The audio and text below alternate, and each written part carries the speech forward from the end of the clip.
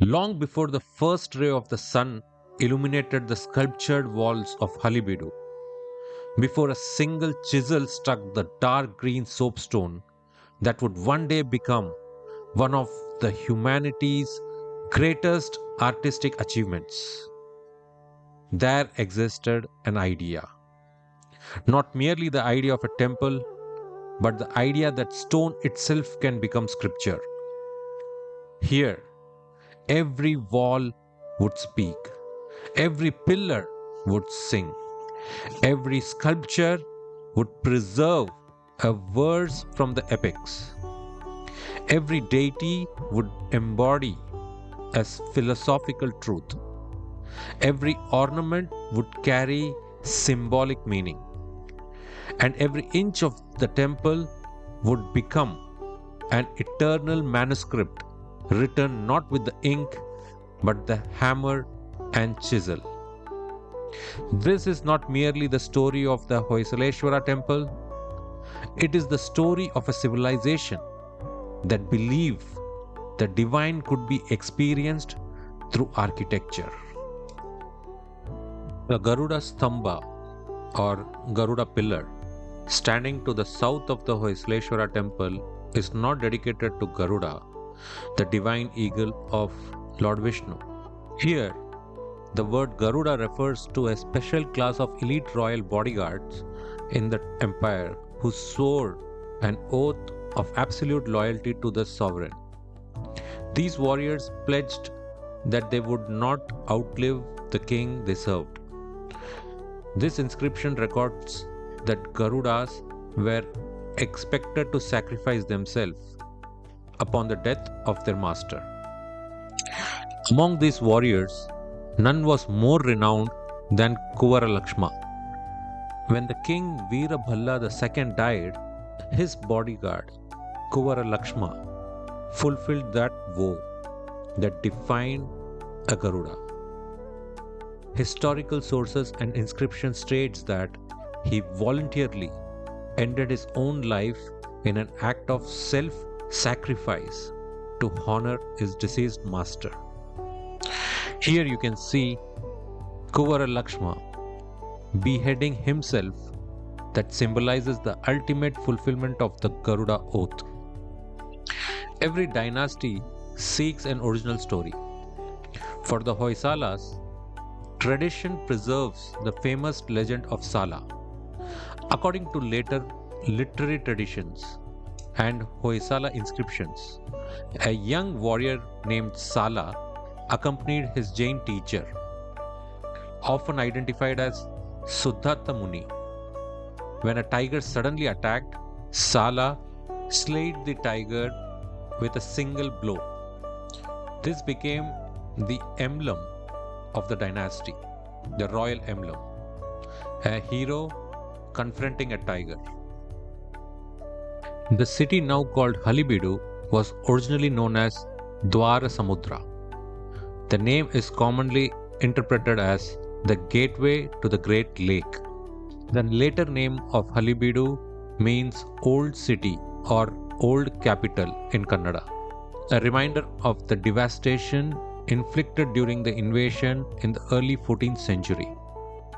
Unlike many royal temples that celebrate a single monarch, the Hoysaleswara temple reflects the contribution of kings, queens, nobles, military leaders, merchants, and master sculptors. The temple's two principal sanctums are dedicated to Hoysaleswara, meaning the Lord of Hoysalas, and Shantaleshwara, traditionally associated with Queen Shantala Devi. Both the sanctum sanctorium are dedicated to, of course, Lord Shiva. Why this temple is unique? Unlike many monuments where the eye is drawn immediately to a towering superstructure, Halebidu captivates through its walls. Layers upon layers of narrative, friezes, deities, celestial beings, animals, dancers, musicians, floral scrolls, and geometric ornaments unfold in an most continuous sculptural tapestry. No two major figures are exactly alike. Jewelry varies from figure to figure. Facial expressions change subtly. Weapons are rendered with extraordinary precision. Musical instruments can often be identified. Hairstyles, textiles, and ornaments preserve details of 12th century courtly culture were simultaneously expressing the timeless iconography prescribed in the Agams and Shilpa Shastras. For the Hoysala sculptures, artistic excellence was itself an act of devotion. To a casual visitor, Halebidu appears overwhelmingly a sea of carving beyond comprehension. But the medieval devotee would have read these walls much as one reads a sacred text. The lowest friezes speak of earthly strength and royal order.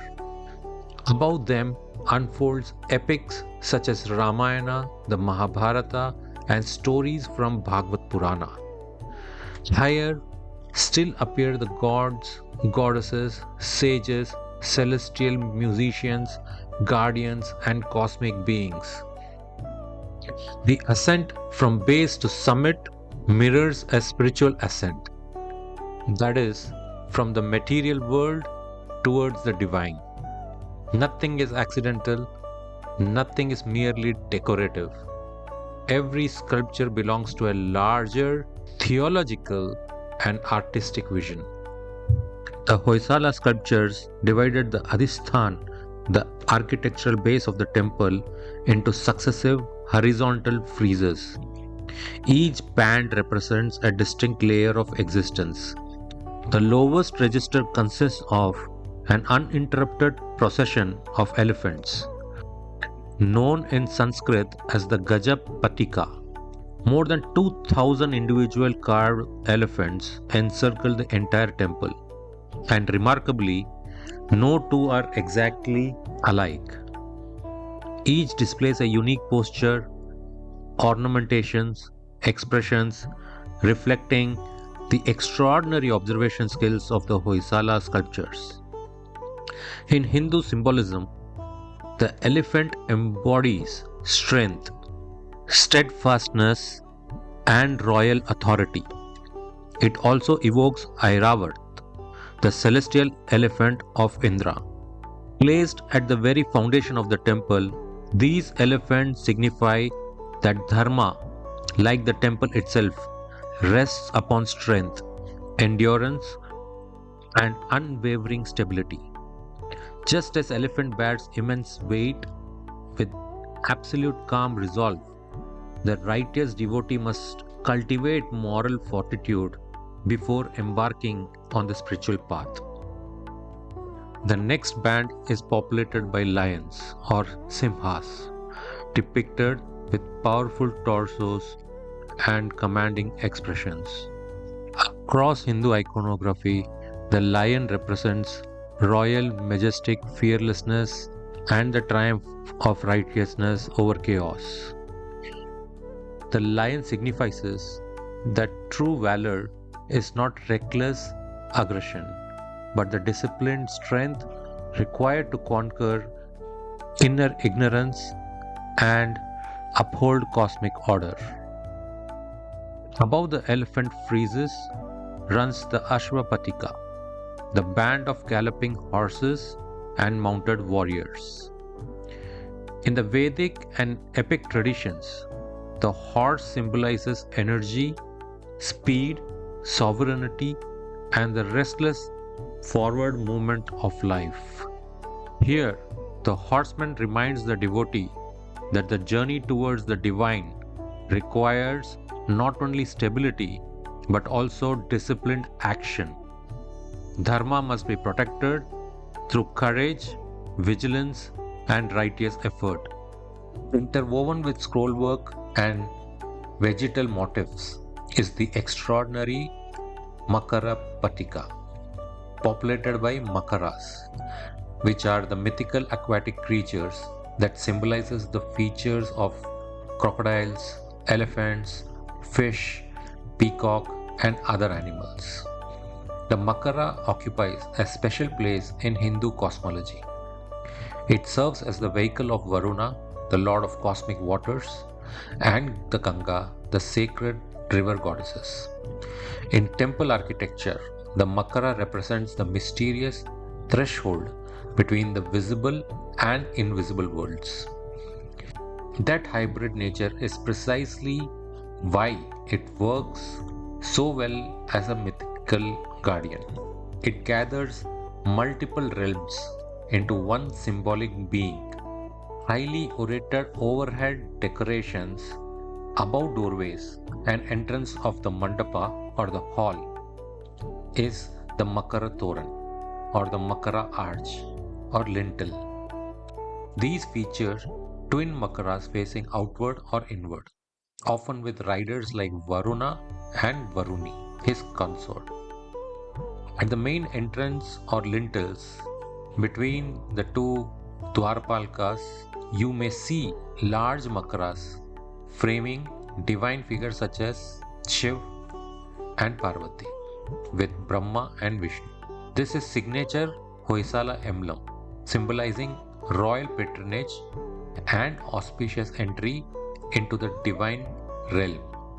Integrate into Toran designs and decorative scrolls, enhancing the soapstone's fine detailing.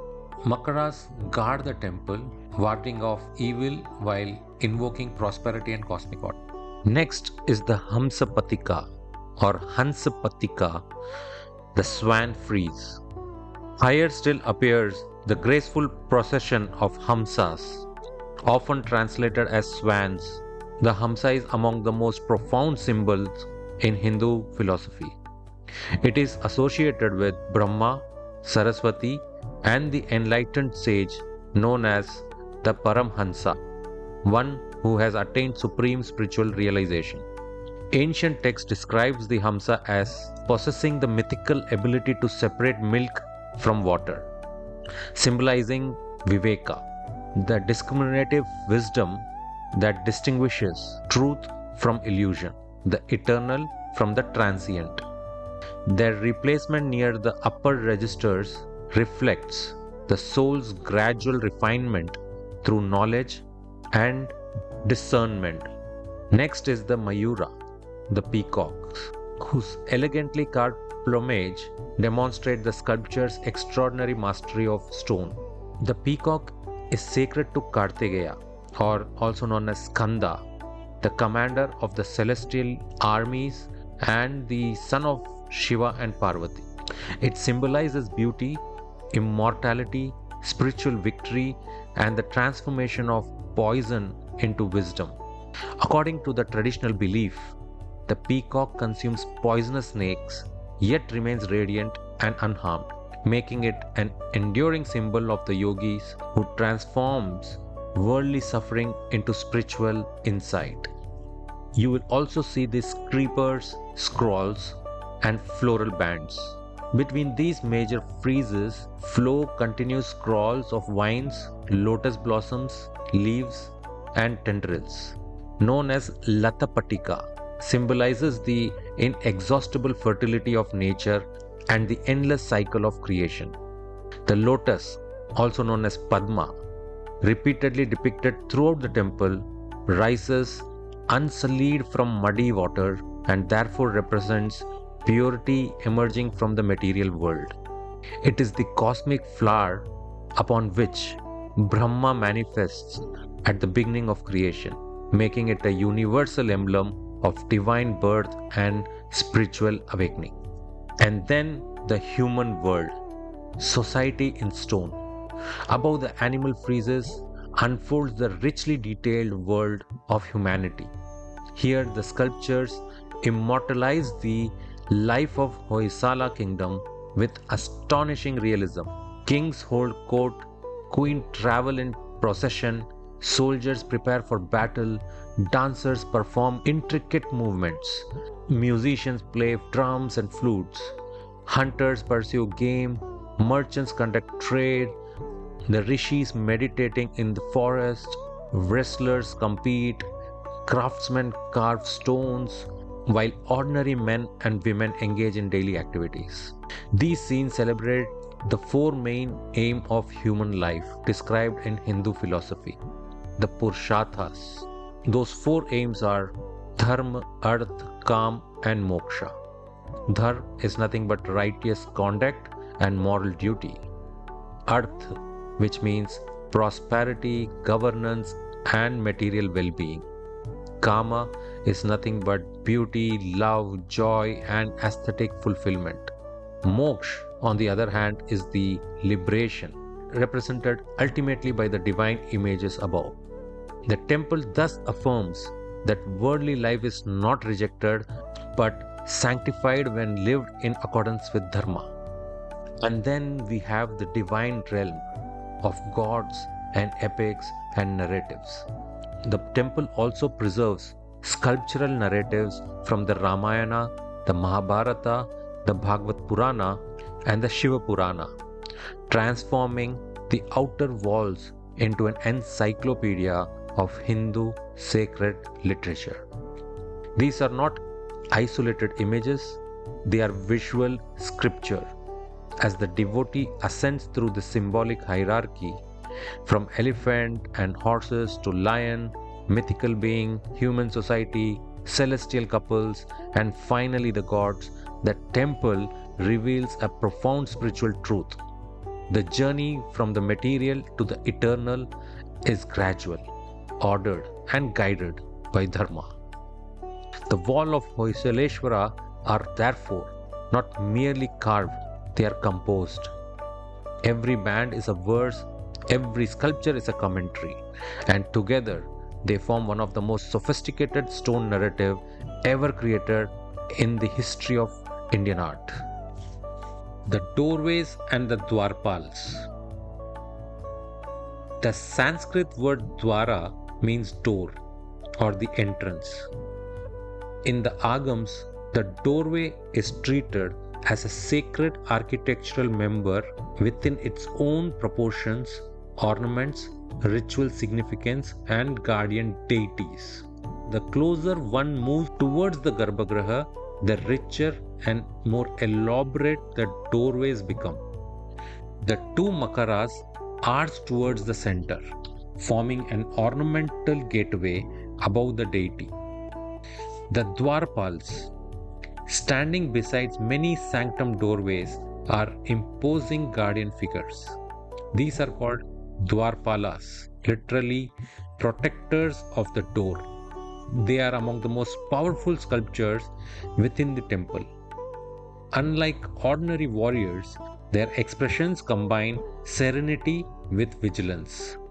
They are richly ornamented, powerfully built, alert yet composed.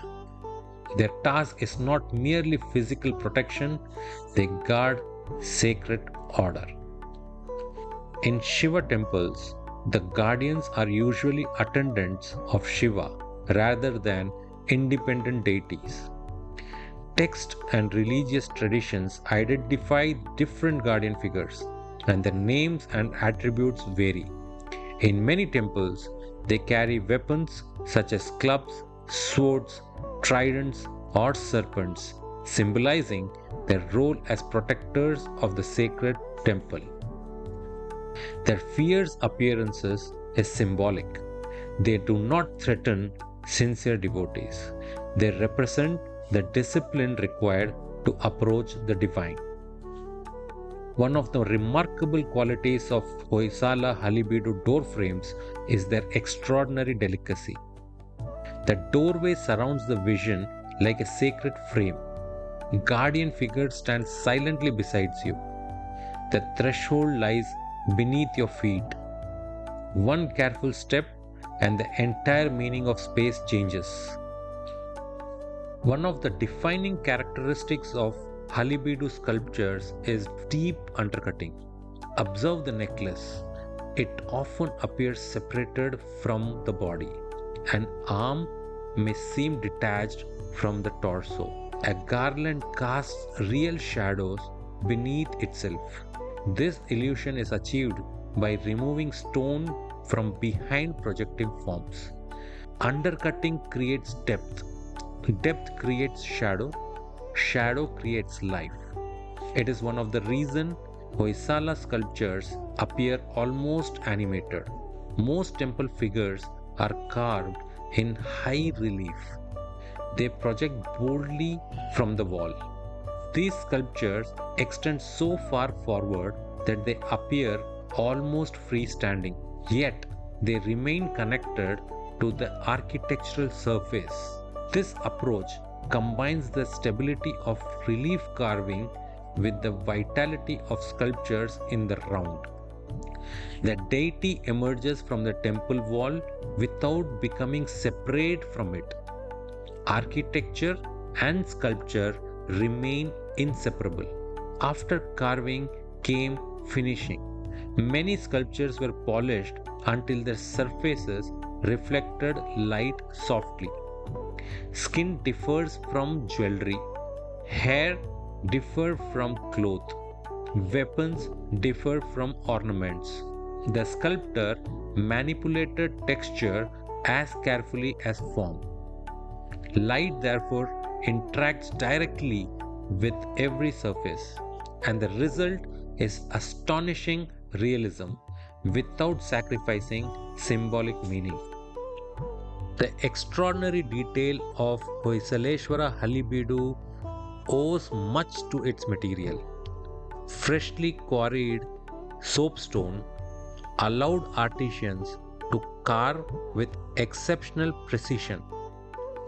Unlike granite, soapstone permitted deep undercutting, delicate jewelry, individual strands of hair, expressive facial features, lace like ornaments, and intricate floral scrolls. After exposure to air, the stone gradually hardened, preserving these details for centuries. The material did not create the artistry, but it allowed artistry to reach extraordinary heights. Stand before one of Hoysaleswara's great deity panels. Look closely. A mother's tenderness, a warrior's determination, a sage's serenity, a demon's fury, a dancer's joy. The sculptors captured an extraordinary range of human expressions.